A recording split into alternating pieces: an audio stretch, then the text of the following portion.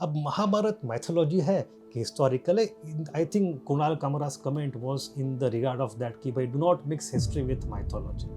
अब जब कुणाल कामरा कुछ साल बाद, कुछ दशकों बाद मर जाएगा, क्या वो हिस्ट्री होगा या माइथोलॉजी या फिर दोनों? कि यही जो idea of history versus myth की है was a very powerful idea of degrading other civilisations, degrading and colonising them. It is itself by definition barbaric idea. आपके पास क्लासिकल ग्रीस में हो, जापान में हो, we find many such evidences जहाँ पे ये हिस्ट्री माइथोलॉजी कैटेगरी में फ्लिप फ्लॉप होते रहा है। इंस्क्रिप्शनल एविडेंस गौतम बुद्ध के 200-250 साल बाद आता है and literary evidence Gautam Buddha के 400-500 साल बाद आता है। अगर कोई ट्राइबल सोसाइटी बात बताती है कि how this tribal village was formed, how it came into existence, उसको आपने मिथ करार दे दिया। और कोई मॉडर्न सोसाइटी कहती है how this nation came into existence, उसकी पूरी कहानी घटती है, उसको आपने हिस्ट्री करार दे दिया। Both history and mythology are about narrative construction. Both history and mythology are ways of. Hello all, I am once again here with a long video, and this time, not only this time, as always, a very controversial topic. Yesterday I saw a small reel on YouTube or short on YouTube regarding the difference between history and mythology, and some comedian was telling that do not mix history with mythology regarding Mahabharat, and somebody else replied him लेकिन वो तो हमारे history है। महाभारत के time पे अच्छा वो Kurukshetra, war of Kurukshetra, battle of Kurukshetra, battle of Panipat नहीं थी? सारी बैटल हरियाणा में ही हुई है। तेरे को ये भी नहीं पता? तू हिस्ट्री और माइथोलॉजी को मिक्स मत कर, दो अलग subject. What mythology man, that's my history. Exactly. And that thing seems to have exploded and become viral. तो सोचा हम उसके ऊपर कुछ बात कर लें। It's a very old issue, it's a very important issue. तो हिस्ट्री एंड माइथोलॉजी की बात करते हैं। ये जो बाइनरी है, जो कुणाल कामरा ने कहा था, I think name of that comedian was Kunal Kamra, that history and mythology को हमें मिक्स नहीं करना चाहिए, ये दोनों अलग चीज़ें हैं। What is assumed to be mythology in this kind of framing? Something which is very symbolic, mystical, miraculous, sacred, timeless, etc. And what is history then? Something which is chronological, something which has got evidentially value, something which is empirically provable. तो ये बन जाती है binary और इनको mix नहीं करना चाहिए। That is what he was claiming. अब इसको मैं क्या कहूँ, मर्कटस्य सुरापानम। तो एक संस्कृत में कहावत है, मर्कटस्य सुरापानम तत्र वृश्चिक दंशनम तन्मध्ये भूत संचारो यद्वा तद्वा भविष्यति। उसका अर्थ आप देख लो, but my point is that this is a very serious topic, it requires serious dealing. पहली बात तो ये समझे that you cannot classify something as either history और एज माइथोलॉजी कम्प्लीटली एवर। ऐसे लोगों ने बहुत गलतियाँ करी हुई है।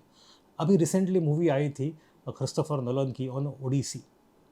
Odissi is one of the two very major compositions which are part of the Homeric world. पहले इलियड है, इलियड में बैटल होता है, युद्ध की कहानी है, और फिर after the fall of Troy Odyssey जो पूरी जर्नी की कहानी है।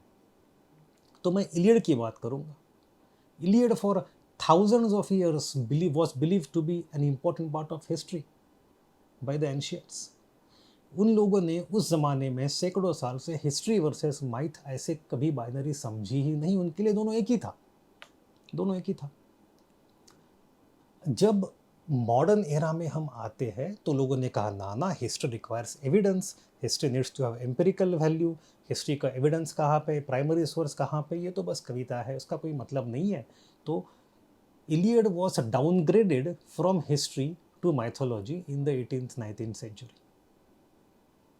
1870 की बात होगी, बड़ी पुरानी बात है नहीं, आज से 150 साल पहले। There was some German businessman, उसका नाम था Heinrich Schliemann, and then one later on American British archaeologist also Frank Calvert. But इस हाइनरिक श्लाइमन ने इलियड पढ़ा, उसकी ज्योग्राफी समझी और वो वहाँ चल पड़ा।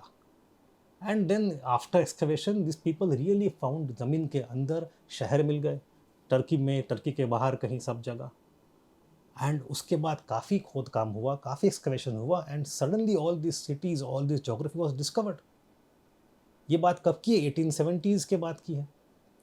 तो वही इलियड जो पहले हिस्ट्री समझा जाता था सदियों तक, which was downgraded to the level of mythology, was again upgraded to the level of history. तो how can you differentiate history mythology so easily? And Iliad is not alone. उसके 20 साल बाद you come to the eastern world, you come to China. जब India में Rigveda compose हो रहा है 1500 BC से 1000 BC के आसपास, उन 500-600 साल में चाइना में एक डायनेस्टी मानी जाती थी, शांग डायनेस्टी। इसका कोई एविडेंस नहीं है। There was no evidence of Shang dynasty for centuries. उसका नाम जो आता है वो सिर्फ आता है उनके बाद वाले डायनेस्टीज़ के इतिहास में, कि हमारे पुरखे ऐसे थे, हमारे पुरखे वैसे थे, उनमें ये था, उनमें वो था। तो when historians started to study Chinese history, including Chinese scholars and Western scholars, उन्होंने कहा ये सब हवाबाजी है, ये सब myth making है, these are just foundational myths created by later dynasties to say कि हमारे पुरखे बढ़िया थे, उनका कोई प्रैक्टिकल एविडेंस नहीं है, ये सब माइथोलॉजी, नॉट हिस्ट्री। 1890s की बात है। Lot of events happened. किसी बोन पे कुछ मिल गया, कुछ और खुदाई हुई, कुछ वेसल्स मिल गए, कुछ स्क्रिप्ट डिकोड हो गई, और सारे शहर मिल गए। In those cities we found lots of scripts and lots of oracle bones inscribed with full history which is contemporary. Suddenly history of China, जो 600 साल तक ऋग्वेद के पैरेलल माइथोलॉजी मानी जाती थी, हिस्ट्री बन गई। And again this also is not the only second example. आपके पास क्लासिकल ग्रीस में हो, जापान में हो, we find many such evidences जहाँ पे ये हिस्ट्री माइथोलॉजी कैटेगरी में फ्लिप फ्लॉप होते रहा है। तो we have to be very cautious while dismissing Ramayana Mahabharata as mythology and saying only thing that we can prove is history. मैं India की बात करता हूँ। इंडिया में जब अंग्रेज आए, जेम्स मिल ने किताब लिखी 1870s में, 1817 में, and he dismissed that ancient Indians lacked the historical consciousness. It's a very well known argument. उसी की बात है 1820-30 साल की, जब British were studying Indian literature, Indian history and Indian subcontinental history by the way. तो उस समय जो सबसे फेमस इंस्टीट्यूट थी Asiatic society of Bengal in Calcutta, वहाँ के बड़े स्कॉलर थे, विद्वान पंडित बहुत सारे थे। उनके जहन में था कि ये सम्राट अशोक का जो कैरेक्टर है, which is found in the island chronicles of Sri Lanka, in Sri Lanka के फाउंडेशन मिथ में you find mention of Samrat Ashok.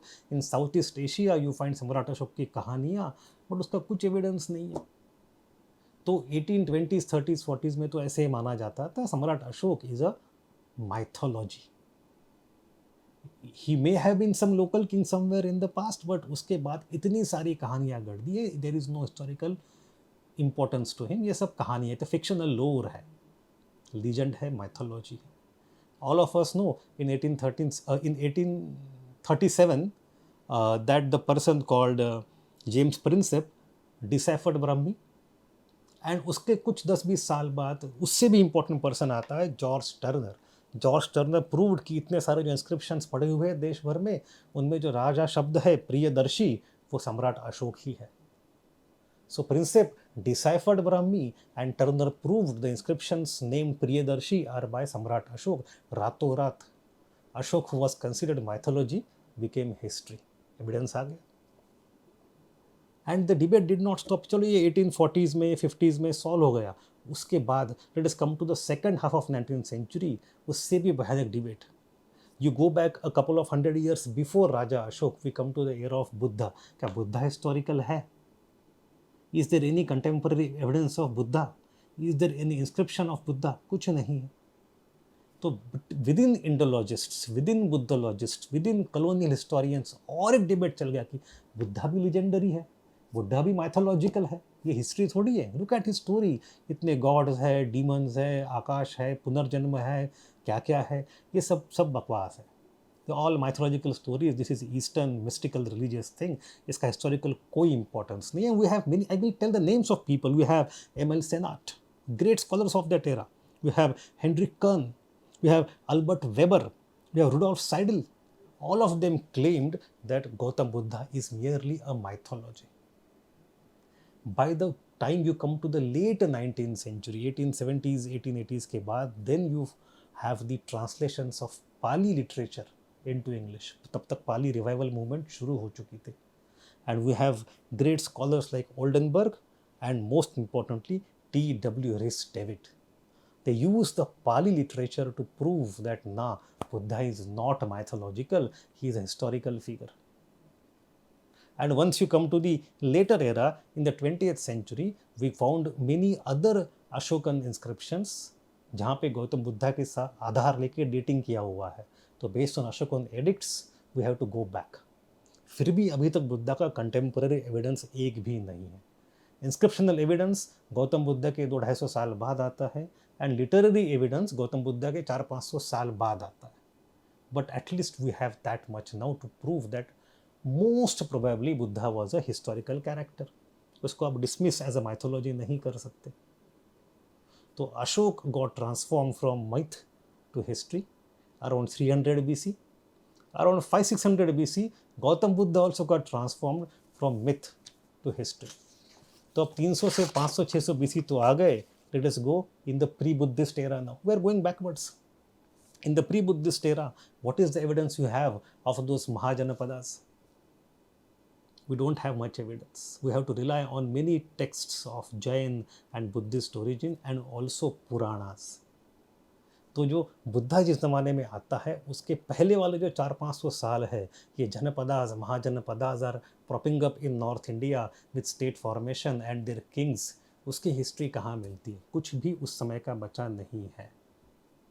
The major source that we have are the Puranas which were composed and compiled, some of it much later. In those Puranas, generally पुराण में क्या होते हैं? 5 हिस्से होते हैं. 5 हिस्से ट्रेडिशनली माने जाते हैं for Purana to be complete. सब में नहीं होते, 5 आइडियली होने चाहिए. वी हैव सर्ग, प्रतिसर्ग, मनवंतर वगैरह, वंशानुचरितम ऑन अदर वन. तो उसमें एक सेक्शन आता है the dynastic lists of the kings, राजा की वंशानुवली, डायनेस्टिक लिस्ट, किंग लिस्ट्स, वंशानुचरितम. In that vanshanucharitam section, we have lists of various kings. सैकड़ों राजाओं के नाम है, अलग अलग डायनेस्टी के, अलग अलग जमाने के. इस पूरी लिस्ट को अंग्रेज़ों ने कह दिया सब बेकार है, सब माइथोलॉजी है, सब बकवास है. अशोक को तो करार दे ही दिया था, बुद्धा को करार दे ही दिया था, अब पुराणों को भी करार दे दिया, सब mythology. And they talked about they have their unhistorical, superstitious fantasies and lot of inconsistencies etc. तो लगभग उसके डिबेट के 100 साल बाद in 1913 में there was a great scholar, his name was F.E. Pargeter, P-A-R-G-I-T-E-R, Pargeter or Pargeter. I have his book. He took painstaking efforts to compare and collate different kings lists from various Puranas to identify sequence क्या है, कौन सा नाम किस में नहीं है, कौन सा नाम कंटेम्पररी है, किसका नाम एक्सक्लूड किया गया किस पुराण में. And he arrived at some kind of judgment कि at least majority of the names in many dynasties are historically true, they are consistent, Puranas are not lying. And ये वही ज़माना है in the 20th century when lot of inscriptions were discovered. And उनमें सातवाहन हो, शुंगा हो, कण्वा हो, गुप्ता हो, कई सारे राजाओं के नाम मिलना शुरू हो गए. At least some sections of those kings list were verified to be history. Partly Puranic list historical बन गई, partly which can be corroborated from other sources. There is a debate about it. उसके बाद में DC सरकार ने काफ़ी उसके बारे में क्रिटिसिज्म भी किया हुआ है. But at least some part of Puranic kings list are proven to be history.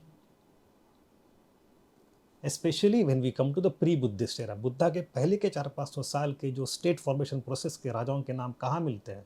You have to go to Buddhist literature, Jain literature and Puranic lists.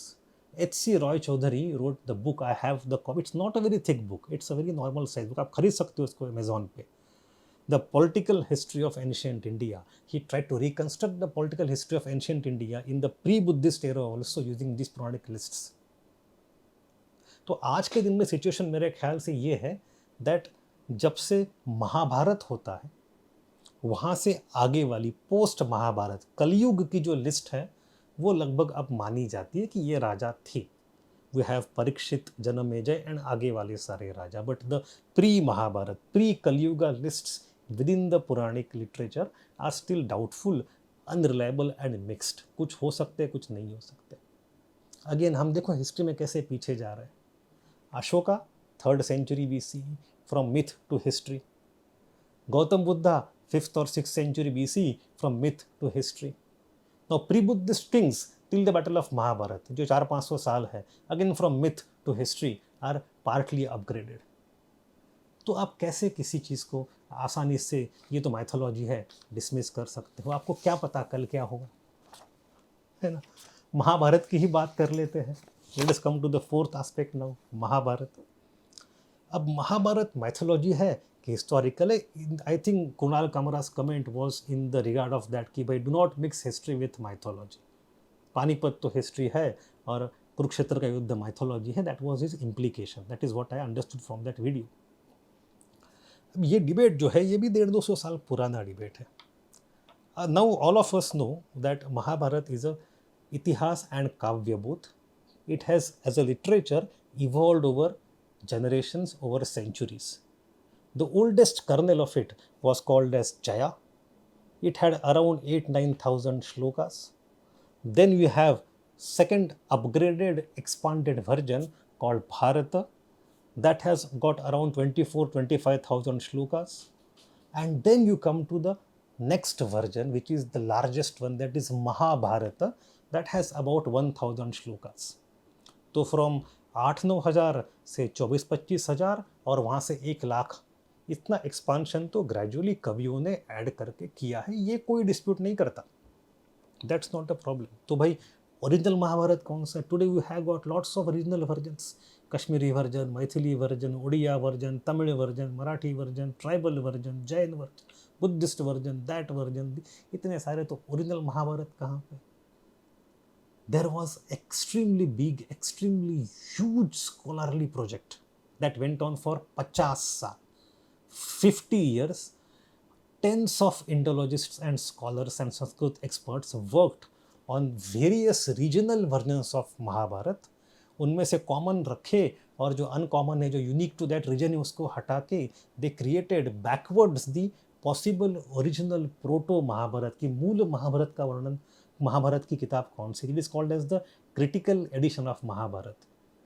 The process started somewhere in 1919, 1 year before Tilak died, and it ended in 1966, almost 20 years after independence.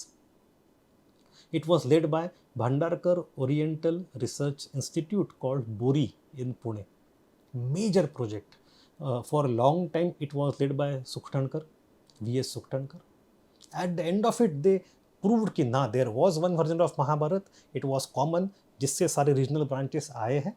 And उसमें उन्होंने I think 73,000 श्लोकाज रखे. And बाकी श्लोक कहाँ की ये बस regional है, तो हम इनको मूल एडिशन के नहीं मानेंगे. एंड जो उन्होंने हिस्सा काट दिया कि भाई this is not important, this is not in the original edition, उसमें ऐसे ऐसी कहानियाँ हैं जो हमें लगती है मूल महाभारत में होंगी. For example we have Draupadi's वस्त्रहरण. वो कहते महाभारत में था ही नहीं ओरिजिनली, वो बाद में ऐड कर दिया गया है. Ganesha becoming a scribe of Vyas to write Mahabharat, that was also not in the original critical version. जो कृष्ण ने जयद्रथ को मारा था, हा सूर्य हा जयद्रथ, सुदर्शन चक्र का इस्तेमाल करके ही created eclipse for some time. That story is also not in the critical edition. And north India में जो राजस्थान में फेमस खाटू श्याम का मंदिर है, that mandir is on the myth of Barbarik. That story is also not in the critical edition of Mahabharat. तो कई सारे हिस्से जिसको हम समझते हैं core of Mahabharat are not present in the critical edition. तो उन्होंने भी कोशिश करी है to remove the later accretion and to find out the original text. But ये लिटरेचर है, ये जो ट्रांसफॉर्मेशन हम कहते हैं, जो ओरिजिनल कर्नल ऑफ वॉर जो कभी हुआ होगा into this large literature, that happened sometimes from the early Vedic to later Vedic. and maximum addition happened in the post Buddhist era, that nobody denies. But जो मूल कहानी है, युद्ध जो है कुरुक्षेत्र का, क्या वो हुआ था? Now literature cannot answer that question. In the case of Iliad, literature was not fully trusted, जमीन पे जाकर उनको ढूंढना पड़ा. In case of China also, literature was not trusted. They had to find inscriptions and the cities, the capitals and lot of things on the ground. What about Mahabharat? कुछ मिलेगा महाभारत का? So after independence, B.B. Lal, who was the disciple of Mortimer Wheeler in ASI, B.B. Lal started the Mahabharat archaeology. उन्होंने कई जगह उत्खनन किया, including Hastinapur, Ahichchhatra, Indraprastha वगैरह, to find out कि भाई if you go deeper and deeper कुछ मिलता है क्या. He found two important things in Hastinapur खास करके. One thing is he has got painted graveware pottery. The lowest level, the oldest level, the starting level of evidence of civilization in Hastinapur is painted graveware pottery. मतलब लोग उस गांव में रहते तो थे उस ज़माने में. आज से उन्होंने एरा निकाला कौन सा है, लगभग 1000 BCE आता है. And the second thing he found that there is a evidence of massive flood, and after flood there is a sterile layer of non occupation. मतलब एक बहुत बड़ी बाढ़ आई थी, उसके बाद लोगों ने एरिया छोड़ दिया एंड सैकड़ों साल बाद लोग दोबारा आए वहाँ पे. तो ये दो चीज़ें उनको मिली and based on that level of flood उन्होंने कहा लगभग 900 BCE 1000 BCE के आसपास फ्लड आया होगा, तो उसी के आसपास महाभारत का युद्ध भी हुआ था. This is what B.B. Lal's possible argument is. No, this argument is problematic. What is painted grey ware? Simply some pottery. And look at the flood. Flood तो ऐसे भी बहुत सारे आते हैं. Just the fact that flood myth in the Mahabharata is there. यहाँ भी flood myth है, यहाँ भी कुछ पॉटरी है, तो महाभारत का युद्ध हुआ था. What we can say is that 1000 BC there was certain people living here, that's all. But people living here doesn't mean Mahabharata का बैटल हैपेंड. तो archaeology is not totally sufficiently explainable.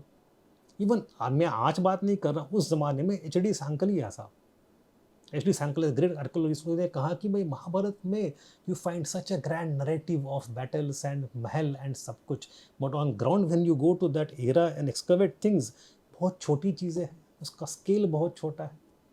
तो literary description and physical material artefacts, इसमें scale का problem है. तो सांकलिया साहब का मानना था कि हो सकता है कि मूल घटना हुई हो, छोटी हो, but in the much later era, in Mauryan, post Mauryan, Gupta era, जब इंडिया में बड़े बड़े शहर बने और तब के कवियों ने उनके समय का वर्णन महाभारत में जोड़ दिया कि पहले भी ऐसे शहर थे, पहले भी ऐसे महल थे. तो we cannot go with literary description. On ground in archaeology what we have found is not up to the scale, that is for sure. But B.B. Lal गुजर के भी अभी कुछ साल हो गए. Just I think covid, post covid में ही पास्ट हुए.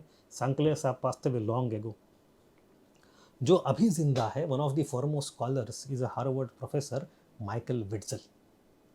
Michael Witzel has studied Vedas very well, and उनका जो मानना है, after studying all the Vedas, Rigveda, Atharvaveda, Yajurveda thoroughly, what his understanding is that पहले का वैदिक compositions were all oral and they were in different families. Around 1000 BCE जब कुरु स्टेट बनता है, कुरु कैसे बनता है? by amalgamation of Bharat and पुरु. जब कुरु स्टेट बनता है तो in the first state rising in this Janapada, they supported and patronized the composition of Vedas, rather compilation of Vedas. and उस समय के जो वैदिक लिस्ट आते हैं उसमें we do find some names like Parikshit and Janamejay in Vedas also. So at least some kings which are appearing Mahabharat also appear in Vedic literature. So there is possibility of some war, there is possibility of some people. हमने खोद के देखा है, खोद के देख रहे हैं, शायद मिले ना मिले. अभी दिल्ली में इन पुराना किला there is excavation going on even today. My main point is, if you are taking the examples of Chinese history or classical Greek history as instructive enough, ये हिस्ट्री एंड मैथोलॉजी बाइनरी की बात करके महाभारत को dismiss करना and सिर्फ पानीपत की war को history समझना, I think this is cultural enlightenment rationalist arrogance. ऐसे पहले कभी नहीं होता था, ना ही आगे होना चाहिए. Let me therefore discuss.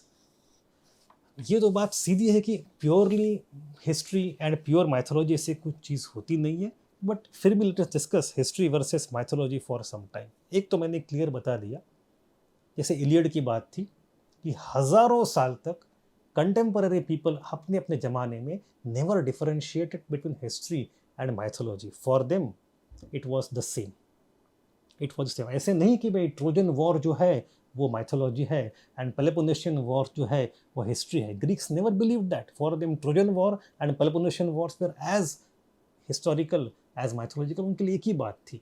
दोनों कहानियों में सुपर नेचुरल एलिमेंट्स आते हैं। ये जो डिफरेंशिएशन होता है हिस्ट्री माइथोलॉजी का, कि history is evidence based, it is rational, it is scientific, it is the claim to truth, and mythology is just folklore, it is non truth, it is just imagination. ये आता है पहली बार in enlightenment in the 18th century. They start differentiating science from non-science. हाँ, they had their own logic. जब Voltaire बात करता है, they are trying to attack their own era's political corruption and they want to attack the mythologies of the divine kingship. तो उन्होंने अपने समय के अनुसार से काम ठीक किया. We should not criticize them for that reason, but उसका परिणाम क्या होता है? In 19th century, the grandfather of positivist history, रांके, वो कहता है, सोर्स की बात करता है, प्राइमरी सोर्स, सेकेंडरी सोर्स वगैरह। ये सब का परिणाम ये होता है that ultimately European enlightenment rationalism creates certain type of arrogance. उस अरोगेंस में you can see that arrogance in colonization very well, कि there are different types of civilizations. एक civilization वो है जो हिस्ट्री के आधारित है, they are rational and they can progress, they are modern, and there are other cultures which are mythology based, they can't progress, they are backward to entire non-European world, Africa हो, Oceania हो, parts of India हो, parts of Arabia हो, इन सबको उन्होंने dismiss कर दिया। ये पिछड़े लोग हैं बिकॉज ये माइथोलॉजी की बात करते हैं, हम अगड़े हैं क्योंकि हम हिस्ट्री की बात करते हैं। ये है racist arrogance of colonial enlightenment thinkers. Is that what Kunal Kamra wants to propagate now? और इसमें डबल स्टैंडर्ड भी था। ये जो था ये सही बात नहीं, क्योंकि exactly at the same time in the 18th-19th century Europe में नेशंस बन रहे हैं, and those nations are creating their own foundation myth. King Arthur हो, ये हो, वो हो, कुछ मतलब they are also creating their own myths at the same time, and those are not categorised as myths. उसको हिस्ट्री कहेंगे, और जो हमने किया तो माइथोलॉजी। वो कौन सा गाना था सलमान खान का? I don't want to, but a binary of pure mythical imagination and perfect literary facts. This is non-tenable. This is total nonsense. Both history and mythology are about narrative construction. Both history and mythology are ways of preserving cultural historical memory, and both of them are intertwined to the level where they cannot be separated. We have to agree to that. और ये बात मैं नहीं कर रहा हूँ, निच चलो in the late 19th century he talks that he says history itself has become myth. उसका कहना था। बट मैं आपको इतना आगे पीछे नहीं ले जाऊंगा, मैं आपको दो थिंकर्स बताऊंगा जो मुझे थोड़े सही लगते हैं। एक थिंकर है, वो है R.G. कॉलिंगवुड। किताब पढ़ते हैं हम, the idea of history, very famous book that every history का student who is going to BA और ML level reads, idea of history by R.J. Collingwood. उसमें वो कहते हैं कि all history writing involves imagination. You have to reconstruct, re-enact, re-plot the narrative in your mind as historian first to create the narrative in your story. उसके बिना history है ही नहीं। History में भी क्रिएटिविटी है, हिस्ट्री में भी रिकंस्ट्रक्शन है, उसके बिना हिस्ट्री हो ही नहीं सकती। But major debate, because in level of IAS we have lot of people who also study sociology, anthropology, and they study Levi Strauss. तो मैं लेवी-स्ट्रॉस की थोड़ी बात करूंगा। इन 1960s पेरिस, जब पूरा कल्चरल रिवोल्यूशन चल रहा है, there was a major debate just post world war 2। Between existentialism and structuralism. एक बड़ा थिंकर था सार्त्र।